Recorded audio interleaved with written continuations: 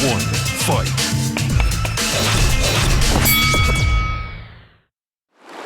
안녕하세요, 박종훈 플러스입니다. 사실 주가가 얼마나 고평가되어 있느냐 저평가되어 있느냐 많은 분들이 고민이 많으실 거예요. 지금 이 주식시장이 워낙 불안하다 보니까 그런 말에도 또 솔깃하잖아요. 지금 닷컴 버블 만큼 위험해, 주가가 떨어질지도 몰라, 이런 되게 두려운 말씀을 듣기도 하고요. 또 어떤 분들은 야, 지금이 기회야, 지금 벌써 조정 엄청 됐네, 지금 주식 살아야 되니까, 이렇게 상반된 정보가 막 흘러옵니다. 그래서 저는 그냥 객관적으로 오늘은 과연 지금의 주가 지수는 어느 정도 수준인가, 미국의 역사상 미국 주가 지수가 얼마나 높은지 낮은지를 좀 말씀을 드리면서 이걸 통해서 코스피도 한번 바라볼 수 있는 그런 시각을 한번 만들어 볼까 하는데요. 그럴 때 정말 중요한 지수가 저는 쉴러 PE 지수라고 생각을 합니다. 쉴러 PE 지수는 제가 지난 시간에도 한번 말씀을 드렸었는데 이게 진짜 중요한 지표라고 저는 생각을 하거든요. 왜냐하면 주가 지수가 고평가됐는지 저평가됐는지 이걸 퍼로 보면 안 돼요. 왜냐하면 뭐 예를 들어서 주가 수익 비율 요것만 놓고 보게 되면 뭐가 문제냐면 어닝, 예를 들어 주가라는 것도 막 변하잖아요. 근데 문제점은 주당 순이익, 이것도 엄청나게 변할 수 있습니다. 그래서 주당 순이익을 그냥 전기나 아니면 뭐 전년도 거 그대로 사용한다면 진단 키트, 지난 시간에 예를 들었던 진단 키트인데 그거 뭐 작년이나 재작년에 엄청 잘 팔려서 그것 때문에 어닝이 엄청 좋아질 수 있잖아요. 근데 그런 식으로 보면 주가가 얼마나 고평가된지를 좀 쉽게 객관적으로 판단하기 정말 어렵거든요. 그래서 노벨 경제학상을 받은 로버트 슐러 교수가 제안한 게 있습니다. 바로 슐러 PE 지수라는 건데요. 자, 이건 우리가 퍼를 계산할 때 주가를 주당 순이익으로 나눈 거잖아요. 근데 슐러 PE 지수는요, 바로 이 S&P 500 지수를 이 10년 평균 주당 순이익으로 나눈 겁니다. 10년 평균 주당 순이익으로 나누게 되면 일시적인 어닝의 증가나 또는 감소를 좀 무시를 할 수 있어요. 그래서 이게 10년 평균이기 때문에 일시적인 주당 순이익보다 10년 평균이라 시장이 정말 고평가되어 있는지 또는 저평가되어 있는지를 잘 나타낼 수 있습니다. 이 슐러 PE 지수, 이걸 로버트 슐러 교수가 이 140년 동안 조사를 했습니다. 이분은 뭘 조사했다 그러면 100년 이상 조사하는 경향이 있어요. 이 노벨 경제학상은 아무나 받는 건 확실히 아닌 것 같습니다. 자, 슐러 PE 지수에서 그럼 S&P 500 지수, 이거는 20세기 후반부에 생긴 거 아닙니까? 라는 질문을 하신 분들 계실 텐데, 맞습니다. 그럼 S&P 500 지수, 예전 20세기 초반부 건 어떻게 계산했느냐? 이 슐러 지수에서 슐러 교수가 뭐 현명한 분이잖아요. 이분이 가상의 S&P 500 지수를 사용해서 이 슐러 PE를 계산을 한 겁니다. 근데 이 슐러 PE 140년 동안 이 슐러 PE 지수의 변화를 보면요, 16.94였습니다. 이게 퍼잖아요, 퍼. 그러니까 주가 수익 비율이 17 정도 됐다는 거예요. 자, 17 정도였던 게 미국 시장에서 항상 대충 평가가 그렇게 됐다는 거고요. 생각보다 좀 안정적으로 17에서 그래도 왔다 갔다 했습니다. 17 뭐 넘어도 한 20선에서 왔다 갔다 했고요. 대체로 뭐 많이 떨어져도 10보다 높았어요. 근데 문제점은 25를 넘는 일은 굉장히 드물었거든요. 슐러 PE 지수가 25라는 건 무슨 뜻이냐? S&P 500 지수에 뭐 예를 들어 뭐 지수를 대표하는 ETF에 투자를 했다. 그러면 기대 수익률, 이거 기대 수익률은 이 슐러 PE 지수의 역수가 될 거 아니에요. 그러면 25분의 1이 되니까 4%라는 뜻입니다. 그래서 기대 수익률이 4%라는 건 무슨 말이냐? S&P 500 지수에 뭐 투자를 했을 때 대충 여기에 있는 기업들이 장사를 잘해서 4%쯤 벌겠구나, 이렇게 생각을 하는 겁니다. 자, 근데 이 4%라는 숫자 25를 넘은 경우가 굉장히 드물었는데 그 이유가 뭐냐면 기대 수익률이 4%, 자, 이쯤 되면요, 사람들이 주식 투자할 때 다들 불안불안해하면서 주식 투자를 하는 거잖아요. 근데 시장에 투자를 했는데 4%밖에 안 나온다.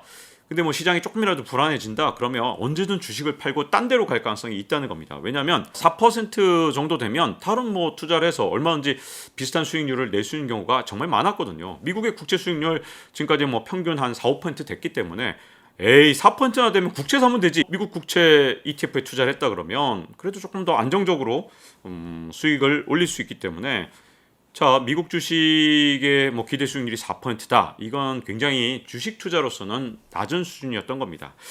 자, 근데 25를 넘었던 게 지금까지 140년 역사에서 딱 4번밖에 없었다는 게 문제입니다.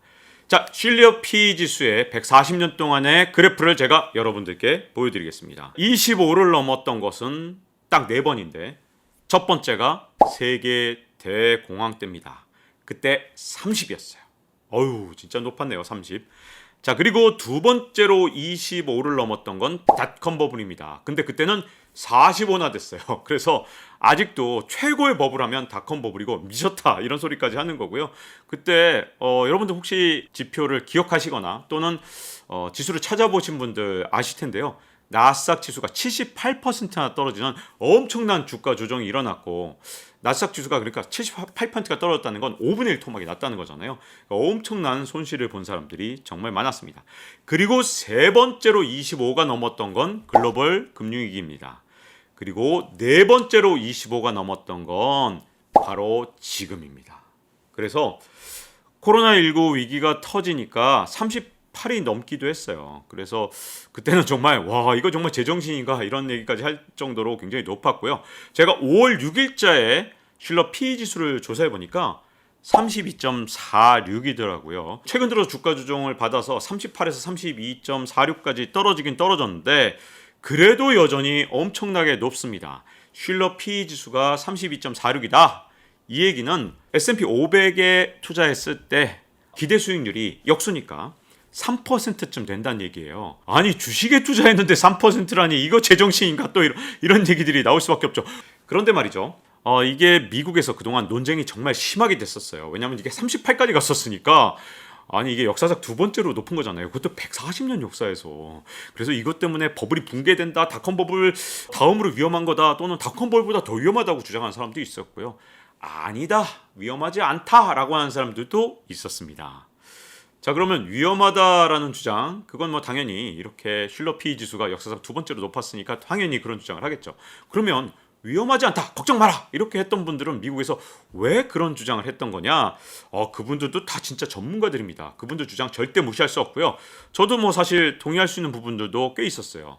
이분들이 주장했던 가장 큰 이유가 대체 투자할 만한 데가 전혀 없었기 때문이다라는 거예요. 왜냐하면 모든 자산 가격이 너무너무 비쌌기 때문에 슐러 PE 지수가 38인데도 불구하고 다른 투자처가 없었다는 거예요. 자, 슐러 PE 지수가 40에 육박한다는 거 무슨 뜻입니까? 여러분, S&P 500에 투자했을 때 기대 수익률이 2.5%밖에 안 된다는 거잖아요. 아니, 주식이란 위험한 자산에 투자하는데 고작 한 해에 2.5% 수익률? 이거 주식에 투자하는 거 제정신이 아니잖아요. 그런데 문제점은 그 당시에 어땠느냐? 국채 수익률, 미국 10년 만기 국채 수익률은 어땠느냐? 0.5%였습니다. 아니 국채 수익률 0.5보단 5배나 높잖아요.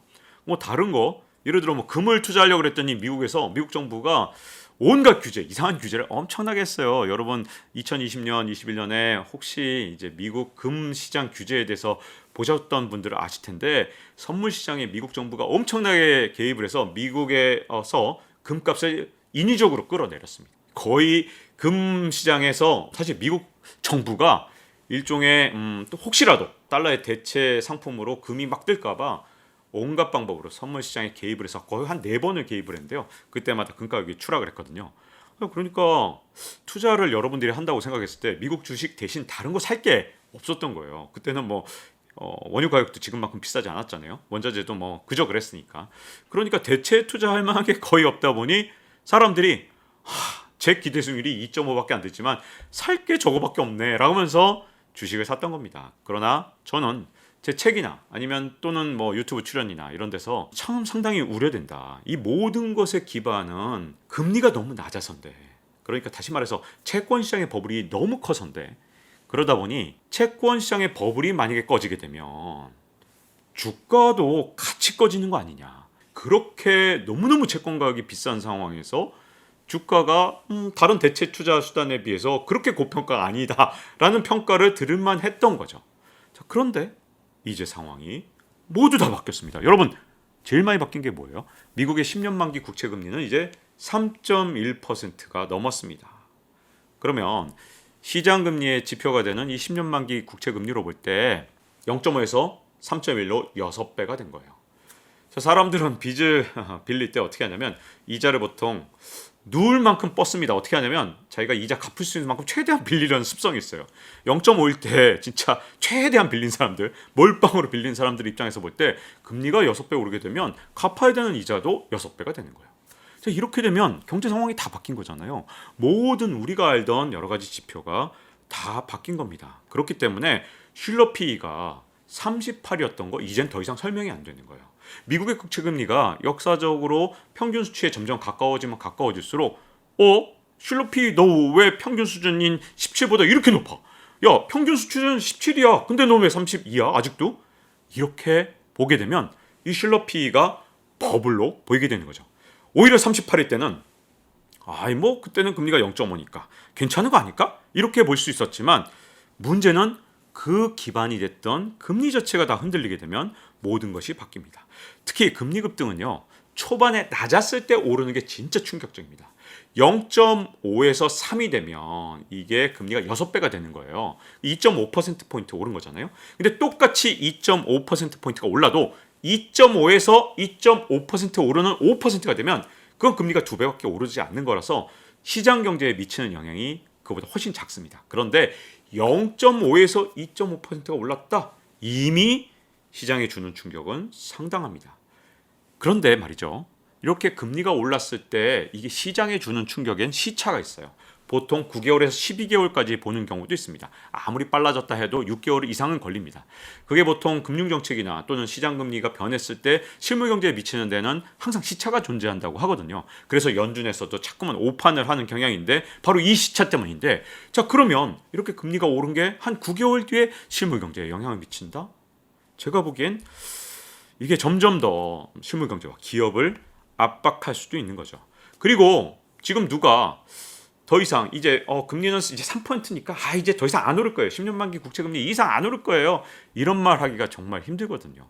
왜냐하면 물가가 지금처럼 8.5%나 되는 상황 그러면 이게 금리를 계속 자극했던 게 과거에 1970년대를 보면 물가만큼 딱 국채 금리가 막 올라버린 적이 정말 많아요. 그러다 보니 물가가 8.5면 이게 10년 만기 국채 금리 이거 명목 금리니까 뛰어오르는 경향이 굉장히 높았습니다. 그래서 일시적으로 물가를 빠르게 잡지 못하면 오히려 명목 금리가 과연 3%대 초반 3.1에서 그냥 가만히 있을 것인가에 대한 자신감 누구도 없어요. 그래서 혹시라도 미국 국채 금리가 오버슈팅까지 한다. 그래서 예상보다 훨씬 더 많이 뛰어오른다. 이 경우는 더 큰 충격이 오겠죠. 자 그리고 지금 상황에서 이제 실질금리라도 그래도 낮으니까 그나마 좀 버티고 있는 건데 만약에 여러 가지 상황들이 계속 바뀌면서 물가를 잡기 위해서 연준에서 기준금리 계속 올리고 시장 상황이 바뀌어서 실질금리까지 바뀐다. 그러면 상황은 더욱더 악화될 수도 있습니다. 자 그렇기 때문에 슐러 P 지수로 봤을 때 두 가지를 말씀드릴 수 있는데요. 첫 번째는 닷컴 버블만큼 버블은 아니다. 닷컴 버블은 슐러 P 지수가 45나 됐다. 지금 이 시점 제가 이 방송을 녹화하는 시점 지난주 금요일로 봤더니 슐러 P 지수가 32예요. 그러니까 닷컴 버블보다는 낮은 수준이다. 그 점에서는 닷컴 버블보다 버블의 강도는 낮은 편이 분명하고요. 조금 더 나쁜 점이 있다면 갑자기 급격하게 금리가 오르고 있기 때문에 그게 일시적으로는 시장에 충격을 줄 수 있다는 점이 좋지 않은 점이라고 할 수 있습니다. 자 그런데 여기에 또 하나 문제가 있습니다. 이 로버트 슐러 교수 노벨 경제학상 받은 분이라고 말씀을 드렸는데 이분이 또 케이스 교수랑 또 다른 지표 아주 중요한 지표를 하나 더 만들었는데요. 그게 바로 부동산 관련 지표입니다. 혹시 부동산에 대해서 관심 있는 분들은 이 지표를 들어보셨을 텐데 케이스 슐러라는 지수입니다. 케이스 슐러 지수 같은 경우는 물가를 반영한 주택가격 지수입니다. 1890년부터 이 케이스 교수와 슐러 교수가 전미 주택가격 지수를 조사를 해봤더니 130년 동안 봤을 때 초반에 100년 동안은 케이스 슐러 지수가 굉장히 안정적이었어요. 다시 말하면 1890년 집값을 기준으로 했을 때 올라봐야 130, 떨어져봐야 한 8, 90선에서 왔다 갔다 했기 때문에 대충 물가랑 비슷하게 올라왔거든요. 근데 최근에 한 2, 30년 동안 미국의 집값이 버블 현상이 일어났습니다. 그러니까 한 100년 넘게 안정적이었던 미국 집값이 최근 2, 30년 동안 엄청나게 오르는 현상이 일어났는데 여러분들 왜 그런지 다 아실 거예요. 바로 연준이 날이면 날마다 돈을 풀기 시작한 게 20, 30년 됐기 때문이죠. 닷컴 버블 직전에도 돈을 너무 많이 풀어서 닷컴 버블이 일어났고 닷컴 버블 붕괴된 다음에도 미국 경제 살린다면서 앨런 그린스펀 의장이 돈을 천문학적으로 돈을 풀었는데 그게 또 여러분들 잘 아시는 글로벌 금융위기를 일으켰고 글로벌 금융위기 이후에 또 천문학적으로 돈을 풀었죠. 이 과정에서 미국의 주택가격이 정말 안정적이다가 100년 동안 안정적이다가 최근 한 2, 30년 동안 집값이 계속 오르면서 물가보다 훨씬 더 빠르게 치솟아 오르기 시작했습니다. 자, 이게 미국의 실질 주택 가격을 나타내는 겁니다. 그래서 케이스-실러 전미 주택 가격 지수를 여러분들한테 그래프로 보여드릴게요. 자, 케이스-실러 전미 주택 가격 지수는요, 부동산 버블이 꺼지기 직전이었던 2006년 정도에 184였습니다. 그때 정말 여러분들 다 기억나시죠? 미국 집값 다 미쳤다라고 했죠. 야, 정말 미쳤다. 이게 제정신이냐 했던 가격이 184였어요. 2022년 2월의 지수는 289입니다. 이게 실질 주택 가격 지수입니다. 그런데 이게 글로벌 금융위기도 그렇게 미쳤다 그러면서 결국 미국 경제를 완전히 망가뜨릴 뻔했었던 그 위기를 불러왔었는데 이번엔 289예요. 여러분, 이 수치 보면 이게 과연 정상적인 주택 가격이냐라는 생각이 들죠. 더군다나 100년 가까이 안정적인 집값이 지금 미국에서 갑자기 1890년부터 100년 동안 안정적이었는데 이게 한 30년 동안 지금 치솟아 오르는 그런 상황이 됐단 말이죠. 여러분들 모두 아시다시피 이건 전부 다 연준이 돈을 너무 많이 풀어서고 이렇게 비정상적인 수준으로 돈을 풀었다가 갑자기 연준에서 뜨거! 야, 이거 인플레네, 큰일 났다. 야, 금리 올려야겠다. 그러면서 엄청난 속도로 지금 금리를 올리고 있잖아요. 그래서 정리를 한번 해보면 지금까지 버블 붕괴는요, 대공황조차 주식시장 한 곳에서 붕괴가 일어난 겁니다. 그리고 글로벌 금융위기 때도 뭐 그때도 주가도 약간 버블 국면에 있었지만 뭐 그렇게 심한 버블은 아니었어요. 그러니까 글로벌 금융위기 때 부동산 시장이 붕괴되면서 미국 시장이 흔들렸던 거죠. 뭐 닷컴 버블, 주식시장만 위기였습니다. 그런데 이번에는 어떠냐? 주식시장과 부동산 시장에서 모두 다 버블 신호가 잡히고 있어요. 이제 미국에서 금리를 올릴 때 과거처럼 이제 높은 금리까지 올리지만 않는다면 물론 괜찮겠죠. 미국의 이 치솟는 물가를 파월 의장이 올해 안에 잘 정리하고 한 2.5% 요걸 이제 대충 정상금리라고 부르는데 기준금리의 보통 2.5%면 요게 지금까지 대충 맞는 겁니다. 여기까지만 올린다면 제가 보기에는 뭐 버블 붕괴까지 일어나진 않을 거고요. 연착륙에 성공을 할 수 있을 겁니다. 그런데 말이죠. 만약에 파월 의장이 또는 연준이 정상금리 수준인 2.5%까지 기준금리를 끌어올렸는데도 물가를 못 잡는다.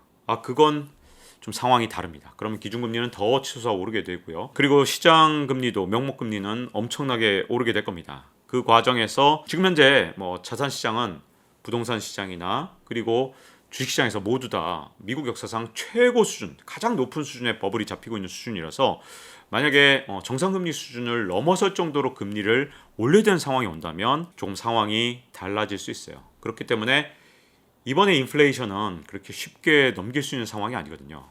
만약에 파월 의장이 또는 연준이 말이죠, 정상금리보다 더 많이 올려야 되는, 기준금리를 더 올려야 되는 상황 딱 하나, 그게 바로 인플레이션이거든요. 그래서 인플레이션이 과연 어떻게 되느냐가 앞으로 굉장히 중요하다고 보여지고요.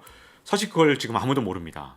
파월 의장도 모르니까 자신 있게 말을 못 하잖아요. 올해 안에 피크 온다 이런 말만 좀 했는데 피크는 왔는데 뭐 예를 들어서 인플레이션 수준이 한 5% 안팎으로 중인플레이션 수준으로 계속 높게 유지된다면 금리를 더 안 올리기가 좀 쉽지 않을 수도 있거든요. 그걸 지금 아무도 모르기 때문에 지금은 사실은 뭐 위험지수 자산에 막 완전히 몰빵을 한다든가 그렇게 하는 건 지금 이 시점에서는 그렇게 아주 좋은 판단이라고 보기는 좀 어려울 것 같고요. 위험 자산에 들어가는 만큼 인플레이션에 대해서도 좀 대비를 하고 또 혹시 긴축을 미국에서 좀 세게 할 수도 있잖아요. 그렇게 되면 긴축 대비형으로 달러 자산을 뭐 달러 가격이 조금씩이라도 떨어질 때마다 뭐 지금 워낙 비싸니까 이제 좀 사기는 좋지 않습니다만 달러 값이 그래도 좀 떨어질 때마다 달러를 좀 보유해야 된다든가 아니면 저희 경제 한방을 보셨던 분들은 아시겠지만 달러가 1달러에 1120원 이하면 계속 달러를 계속 모아두시라고 제가 여러 차례 말씀을 드렸고 제가 뭐 각종 유튜브에서 여러 번 강조해 왔는데 혹시 그걸 들으셨던 분들은 아마 달러를 좀 준비를 해놓으셨을 겁니다. 이걸 지금 원화로 바꾸기는 아직 좀 이른 것 같아요. 아직은 달러를 계속 보유할 필요가 조금 있어 보이고요. 그러니까 인플레 대비 또 미국에서 갑자기 긴축 확 강화할 대비 뭐 위험자산 뭐 여전히 주식에 뭐 여러분들이 이제 어느 정도 시장을 밝게 보느냐에 따라서 비중을 조금 가져갈 필요가 여전히 있다고 보여지고요. 그리고 또 한 가지 방법은 이렇게 뭐 자산을 배분을 잘 해놓는 것도 중요하지만 또 하나는 이제 투자 시점을 한 5년 이상 좀 분산을 해서 요걸 이제 차곡차곡 뭐 기회가 있을 때마다 좀 어느 정도 기준선을 만들어 놓고 5년 동안 좀 시점을 분산하겠다. 이렇게 생각을 할 필요도 좀 있는 시점이라고 보여집니다. 지금 제가 보기에는 어디에다 몰빵하기에는 경제 상황을 어느 쪽으로도 확진하기 굉장히 어렵습니다. 연준에서 물가를 잡는 데 성공할 수 있을지 아닐지 누구도 확신하기 어렵고요. 버블은 어쨌든 역대급이니까 만약에 연준이 실패한다면 우리가 생각한 것보다 훨씬 더 추운 겨울이 올 수도 있습니다. 파월 의장이 올 초까지 정말 많은 실패를 해왔던 건 맞는데 이제부터는 파월 의장한테 정말 기대를 할 수밖에 없어요. 왜냐하면 연준이 여기서 조금만 헛발질을 한다면 굉장히 위험한 국면이 올 수도 있거든요. 연준이 잘해주기를 정말 바라면서 올해와 내년 2년 정도는 연준의 행보 그리고 연준이 정말 시장을 잘 지켜나갈 수 있는지 지켜봐야 될 시점인 것 같습니다. 자, 박종훈 플러스 이제 마칠 시간이 됐고요. 잊지 말고 좋아요, 구독, 알림 설정해 주시면요. 다음번에도 중요한 얘기로 찾아뵙도록 하겠습니다. 애청해 주셔서 감사드립니다. 고맙습니다. Round 1, fight.